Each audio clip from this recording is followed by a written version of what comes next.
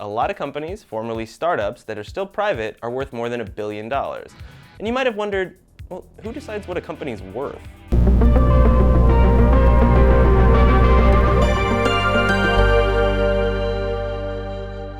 You might see a headline like, Unicorn Biotech raises $500 million at a $3 billion valuation.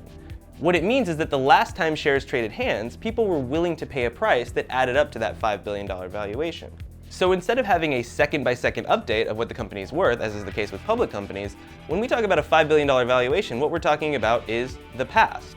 For publicly traded companies, if something bad happens, people think the shares are worth less. They're willing to pay less for them, so the share price goes down and the market value goes down. For private companies, when something bad happens, well, shares aren't for sale, so technically they're still worth $5 billion, but that's a little bit of a canard because we won't really know what they're actually worth until the next time they have to sell shares to investors to raise more cash. So this is not to say those headlines touting a $5 billion valuation for some incredible new private startup are deceiving you or are disingenuous. It's just something to keep in mind that $5 billion is not always $5 billion when it comes to unicorns.